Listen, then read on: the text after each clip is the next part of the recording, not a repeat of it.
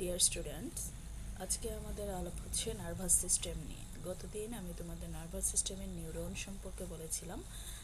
আজকে আলাপ করব supporting cells neuroglia. What is neuroglial cell? These are non-excitable supporting cells of the nervous system. আমরা neuron যখন পড়েছিলাম তখন দেখেছিলাম they can generate impulse. These are excitable cells. But neuroglia are non-excitable cell. They give only support to the nervous system. These cells are dividing cell. Neuron ছিল non-dividing cell, but due to their high specialization, কিন্তু neuroglial cells are dividing cell. After birth neurons are not divide. জন্মের পরে ব্রেইনের যে volume বাড়ে, this size increases by increasing the volume of neuroglial cells. Neuroglial সেলসের volume বেড়ে brain volume বাড়ে after birth. Brain tumor usually in the neuroglial tumor by its proliferation in the adult. Adult যদি কখনো brain tumour হয়, সেই টিউমারটা actually neuroglial সেলের tumour. Glial সেলগুলো divides হয়ে ভলিউমে বাড়ে, একটা মাস ফর্মেশন করে, টিউমার ফর্মেশন করে। আর নিউরোব্লাস্ট can divides into intrauterine life. নিউরোব্লাস্ট থেকে নিউরন ফর্মেশন হয়, সেই নিউরোব্লাস্ট সেল ডিভাইড করতে পারে, কিন্তু নিউরন কখনোই ডিভিশন হয় না। এই ডিভিশনটা হয় ইন্ট্রাইউটেরাইন লাইফে, before birth. So childhood brain tumour may be neuronal tumour. যদি বাচ্চা অবস্থায় কারো শিশুকালে কোনো ব্রেন টিউমার হয়, সেটা হচ্ছে নিউরনের টিউমার। আর অ্যাডাল্টের ক্ষেত্রে যদি ব্রেন টিউমার হয়, this is neuroglial tumour. So childhood brain tumour is neuronal tumour, may be neuronal tumour, and this is called neuroblastoma. আমরা জানি ব্লাস্ট মানে ইমেচিওর সেল, সো নিউরোব্লাস্টোমা বলা হয়। নিউরোগ্লিয়াল সেল কি আছে? 4 ধরনের নিউরোগ্লিয়াল সেল আমরা পাই: astrocyte, oligodendrocyte, microglial cell and ependymal cell. আমরা এদেরকে একটু আলাদা করতে পারি। আমরা পেরিফেরাল নার্ভাস সিস্টেমে নিউরোগ্লিয়াল সেলের মধ্যে অলিগোডেন্ড্রোসাইটের জায়গায় আমরা পাই সোয়ান সেল। এছাড়া আরেকটা সেল পাই, this is the satellite cells. Peripheral nervous সিস্টেমে আমরা astrocyte, microglial cell, ependymal cell এগুলো তো পাই, সাথে সাথে আমরা পাই Schwann cell and satellite cell. আর সেন্ট্রাল নার্ভাস সিস্টেমে আমরা microglial cell, ependymal cell, oligodendrocyte and astrocyte এই 4টা সেল পেয়ে থাকি। This is the peripheral nervous system neuroglia. This is the neuroglia of central nervous system. অ্যাস্ট্রোসাইটগুলো দেখতে কীরকম? They have small cell bodies with branching process that extends in all direction. Astrocytes যারা, তাদের ছোট সেল বডিটা অনেক ছোট থাকে, ব্রাঞ্চিং প্রসেস থাকে, ব্রাঞ্চিং প্রসেসগুলো ভেরিয়াস ডিরেকশনে থাকে। This is a figure of astrocytic cell. It is a cell body, it is nucleus, and these are the process. Two types of astrocyte found. One is fibrous astrocyte, another one is protoplasmic astrocyte. Fibrous astrocyte কে আমরা কোথায় পাই? Mainly found in the white matter. White ম্যাটারের মধ্যে আমরা fibrous astrocyte পাই। আমরা যদি একটু রিক্যাপিচুলেট করি, তাহলে হোয়াইট ম্যাটার জিনিসটা কী ছিল? হোয়াইট ম্যাটার ছিল যেখানে নিউরনের বা নার্ভ ফাইবারের প্রসেস থাকবে, নিউরোগ্লিয়াল সেলস থাকবে, ব্লাড ভেসেলস থাকবে, এই স্ট্রাকচারটাই ছিল হোয়াইট ম্যাটার। এই হোয়াইট ম্যাটারে আমরা যে নিউরোগ্লিয়াল সেলসের মধ্যে অ্যাস্ট্রোসাইটগুলো পাই, these astrocytes are fibrous astrocyte. এদের কাজ কি? They provide supporting framework of the nervous system. And protoplasmic astrocyte আমরা মেইনলি পাই গ্রে ম্যাটারের মধ্যে। গ্রে ম্যাটারের কম্পোজিশন বা কী নিয়ে গ্রে ম্যাটার ফর্মেশন হয়েছিল? Nerve cell bodies, neuroglial cells, blood vessels. This nerve sell body বা গ্রে ম্যাটারের মধ্যে আমরা যে নিউরোগ্লিয়াল সেলগুলো পাই, এইখানের নিউরোগ্লিয়াল সেলের অ্যাস্ট্রোসাইটগুলো হচ্ছে প্রোটোপ্লাজমিক অ্যাস্ট্রোসাইট। এবং এদের কাজ কি? Their function to store glycogen. They store glycogen. তারা গ্লাইকোজেনকে স্টোর করে রাখে। তার কাজ কি? হ্যাভ ফ্যাগোসাইটিক ফাংশন, দুইটা কাজ আছে, storage of glycogen and phagocytic in function. Another one neuroglial cell is oligodendrocyte. Oligodendrocyte cell বডিগুলো অনেক ছোট অ্যান্ড ফিউ ডেলিকেট প্রসেস, কম পরিমাণে থাকে। অ্যাস্ট্রোসাইটে যেরকম অনেক বেশি প্রসেস ছিল সেরকম না, এখানে কিছু প্রসেস থাকে। Found along the myelinated nerve fiber in rows and surrounds the nerve cell bodies. Myelinated nerve ফাইবারের চারিদিকে সারিবদ্ধভাবে আমরা অলিগোডেন্ড্রোসাইটকে দেখতে পাই। অলিগোডেন্ড্রোসাইটের কাজ কি? Formation of myelin sheath, nerve ফাইবারের বাইরে যে মাইলিন শীথ থাকে, this myelin sheath is formed by the oligodendrocyte central nervous সিস্টেমে। আমরা সেন্ট্রাল নার্ভাস সিস্টেমের পার্ট কি পড়েছিলাম? Brain and spinal cord. This brain and spinal কর্ডে যে নার্ভ ফাইবার্সগুলো আছে, ফাইবার্সগুলোর পাশে রো হিসাবে থাকে oligodendrocyte, and this oligodendrocyte forms myelin sheath of central nervous system. Microglia smallest neuroglial cell, সবচেয়ে ছোট নিউরোগ্লিয়াল সেল হচ্ছে মাইক্রোগ্লিয়া। এই 4 ধরনের নিউরোগ্লিয়াল সেল বললাম, তার মধ্যে সবচেয়ে ছোট হচ্ছে মাইক্রোগ্লিয়া, নাম থেকেই মাইক্রো এই জন্য বলা হয়েছে। They have wavy branches with spine, ব্রাঞ্চের মধ্যে কিছু কাটা কাটা থাকে কিন্তু ওয়েভি ব্রাঞ্চ থাকে। Found in scattered throughout the central nervous system, central nervous সিস্টেমের পুরোটা জুড়ে স্ক্যাটার্ড, ছড়ানো ছিটানো অবস্থায় মাইক্রোগ্লিয়াকে পাওয়া যায়। এদের কাজ কি? এরা নর্মালি ইনঅ্যাক্টিভ থাকে। যদি কোনো কারণে ডিজিজ হয়, they proliferate and phagocytosis joined by the blood monocyte, একসাথে মিলে তারা মনোসাইটের যে কাজ করে সেই কাজগুলো করে, কোনো ফরিন পার্টিকেলকে এনগালফ করে। নর্মালি তাদের কোনো কাজ নাই, তাদের কাজ হচ্ছে ডিজিজ প্রসেসের সময়। Another one is the ependymal cells. Ependymal cells lines the cavities of the brain and central canal of the spinal cord. আমরা দেখেছি ব্রেইনের মধ্যে কিছু ক্যাভিটিস থাকে, তাদেরকে আমরা বলি ভেন্ট্রিকলস। আর স্পাইনাল কর্ডের মাঝখানে একটা ক্যাভিটি, ক্যানেলের মতো ক্যাভিটি থাকে, সে স্পাইনাল ক্যানেল, সেটাকে বলা হয় central canal of spinal cord. এই ব্রেইনের ভেন্ট্রিকলস অ্যান্ড স্পাইনাল কর্ডের central canal lined by these neuroglial cells or ependymal cell, ependymal cell line করে থাকে। These are single layered cell, cuboidal or columnar in shape. তারা কিউবয়েডালও হতে পারে, কলামনারও হতে পারে, সিঙ্গেল লেয়ারে থাকে, দ্যাট মিনস সিম্পল কলামনার বা সিম্পল কিউবয়েডাল টাইপ।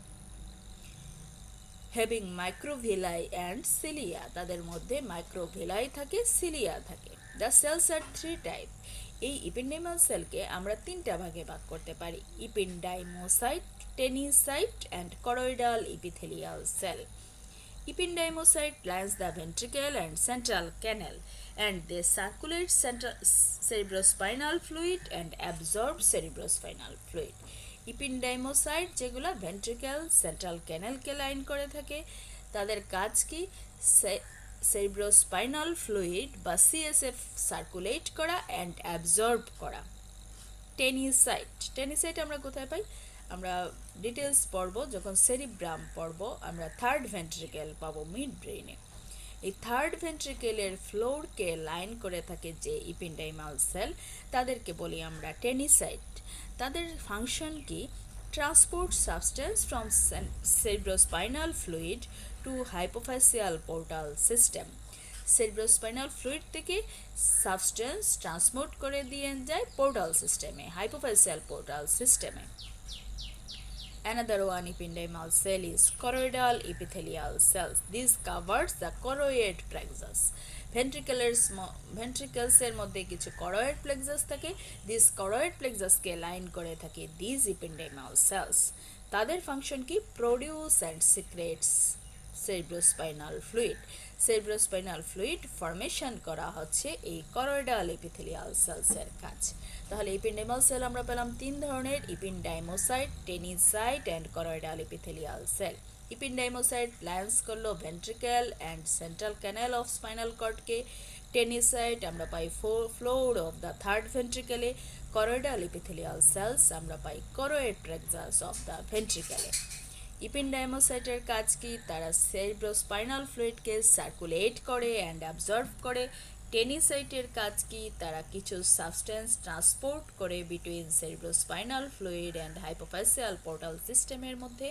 করয়েডাল এপিথেলিয়াল সেলের কাজ কি? Produce and secrete cerebrospinal fluid. Neuroglia are 10 times more in number than neurons. ব্রেইনের যে ভলিউমের মধ্যে 10 গুণ বেশি থাকে নিউরোগ্লিয়াল সেলস নিউরনের চাইতে। Blood vessels are found within the nervous system which provide nutrition to neurons and neuroglia. যে ব্লাড ভেসেলস থাকে তারা নিউরোগ্লিয়াল সেলকেও নিউট্রিশন দেয়, নিউরনকেও নিউট্রিশন দেয়। These are the types of neuroglial cells. Ependymal cells which lines the ventricle, formation and circulation absorption of CSF, এটার কাজ cerebrospinal fluid কে absorb, formation, circulation করা। This is oligodendrocyte, takes part to formation of myelin sheath in the central nervous system. This is the astrocyte. It is from supporting framework of the central nervous system. It has two types, protoplasmic astrocyte and fibrous astrocyte. Fibrous astrocyte found in the white matter and protoplasmic astrocyte found in the gray matter. These are the microglial cells found all over the central nervous system and they functions as a macrophage. These are the peripheral nervous system neuroglial cell. It is the satellite cell. This one is the Schwann cell. In the peripheral nervous system, myelin sheath is formed by the Schwann cell. Types of nervous tissue in central nervous system. Gray matter. Grey matter কি জিনিস? The nervous tissue which appears grey. Tissue যাদের দেখতে greyish দেখা যায় তাদেরকেই আমরা বলি grey matter. কেন grey? Due to rich in blood supply and absence of myelin. Myelin দেখতে ফ্যাটি সাবস্টেন্স, এটা দেখতে হোয়াইটিশ, কিন্তু গ্রে ম্যাটারের মধ্যে কোনো মাইলিন শীত থাকে না, তাই এই এবং হাইলি ভাস্কুলার থাকে, এই জন্য এইটা looks like grey in colour. Rich in blood supply because it contains cell bodies of neuron. এখানে ব্লাড সাপ্লাই অনেক বেশি, কারণ এখানে নিউরোনাল সেল বডি থাকে। সেল বডিটাই তো মেইন, সেল বডি থাকে, এই জন্য এখানে ব্লাড সাপ্লাই বেশি, নিউট্রিশন বেশি। কম্পোজিশন কি গ্রে ম্যাটারের? Neurons, neuroglial cells and blood vessels. Neurons কি? Cell bodies of neuron. নিউরনের মধ্যে কোন কোন পার্ট থাকে এটাই বলছে। Sell bodies of neuron, proximal part of axon, pre axon without myelin sheath, sometimes whole axon and dendrites. Neuroglial সেলসের মধ্যে protoplasmic astrocyte, peri neuronal oligodendrocyte and microglia and blood vessels. তবে তোমাদের জন্য গ্রে ম্যাটারের composition কি বললে? Neuronal cell bodies, neuroglial cells and blood vessels, এইটুক বললেই যথেষ্ট। এর ভিতরের এই কথাগুলো, বিশেষ করে নিউরনের এই পার্টগুলো, এগুলো বেশ মেইনলি পোস্ট গ্রাজুয়েশনের জন্য, তোমাদের এইগুলো বলার দরকার নাই। তোমরা বলবা composition of grey matter is neurons, that means cell bodies of neurons, neuroglial cells and blood vessels. Next আসি আমরা white matter. The nervous system which looks white, the portion of nervous system, যে পোর্শনটা দেখতে সাদা সাদা দেখা যায় সেই জায়গাটাকে আমরা বলি white matter. White due to presence of myelin and less blood supply. এই জায়গার ব্লাড সাপ্লাই কম এবং এখানে মাইলিন শীত থাকে বলে এই জায়গাগুলোকে হোয়াইট দেখায়। এই যে হোয়াইট দেখা যাচ্ছে, these are the white matter. এই যে গ্রেইশ কালার দিয়ে বাইরে, these are the grey matter. Less blood supply due to absence of cell body. Cell body থাকে না, মেজর পোর্শন যেখানে থাকে সেখানেই ব্লাড বেশি যাবে, তাকেই তো আজ করে সবাই বেশি অয়েলিং করে, যার কারণে সেল বডিতে ব্লাড সাপ্লাই বেশি, ফাইবার্সগুলোতে ব্লাড সাপ্লাই আমরা কম পাই। কম্পোজিশন কি? এখানে নিউরনসের কোন পার্টগুলো পাই? Distal myelinated part of axon and dendrites. Neuroglial সেলসের মধ্যে fibrous astrocyte, intrafascicular oligodendrocyte and microglia and blood vessels. তোমাদের জন্য composition: nerve fibres, neuroglial cells and blood vessels. তোমরা হোয়াইট ম্যাটারের কম্পোজিশন হচ্ছে nerve fibres, neuroglial cell, blood vessels. এই দুইটা জিনিস মোস্ট সবচেয়ে বেসিক জিনিস নার্ভাস সিস্টেমের। সো গ্রে ম্যাটারের কম্পোজিশন কি? আবারও বলি, গ্রে ম্যাটারের কম্পোজিশন কি? Nerve cell bodies, neuroglial cells, blood vessels. White ম্যাটারের কম্পোজিশন কি? Nerve fibres, neuroglial cells, blood vessels. ভিতরের জিনিসগুলো তোমাদের দরকার নেই। Organization of gray and white matter in central nervous system. Primitive organization. Initially in the whole part of central nervous system has primary organization, inner gray and outer white matter. প্রথমে যখন development হয় দেখা যায় সব জায়গায় ভিতরে grey matter থাকে, বাইরে হোয়াইট ম্যাটার থাকে, যেটা আমরা আলটিমেটলি অ্যাডাল্টের ক্ষেত্রে ব্রেন স্টেম অ্যান্ড স্পাইনাল কর্ডে পেয়ে থাকি। বাইরে হোয়াইট ম্যাটার, ভিতরে grey matter. Modified organization is inner white matter and outer gray matter found in cerebrum and cerebellum. ডেভেলপমেন্টের সাথে আস্তে আস্তে দেখা যায় এই হোয়াইট ম্যাটারের বাইরে আরেকটা গ্রে ম্যাটার ফর্মেশন হয়, তখন আমরা পাই বাইরে হোয়াইট ম্যাটার, ভিতরে গ্রে ম্যাটার, বাইরে গ্রে ম্যাটার, ভিতরে হোয়াইট ম্যাটার। মডিফাইড অর্গানাইজেশনে আমরা দেখি outer grey matter and inner white matter. This organization found in cerebrum and cerebellum. এটা রিলেটেড একটা টার্মস, খুব বেশি দরকার নেই। Fleeting memory. If neurons can divide, আমরা দেখেছি নিউরন ডিভাইড করে না। যদি নিউরন ডিভাইড করতো তাহলে কি হতো? নিউরন ডিভিশন হইতে হলে দুইটা নিউরনের মধ্যে যে জাংশন, যেটাকে আমরা সিনেপস বলি, সেই সিনেপস ভেঙে ফেলতে হবে। So, if neuron can divide, it must break its synapse, then divides. প্রথমে তার দুইটা নিউরনের জাংশন ভাঙবে, তারপরে ডিভিশন হবে। Due to breaking of synapse our memory lost.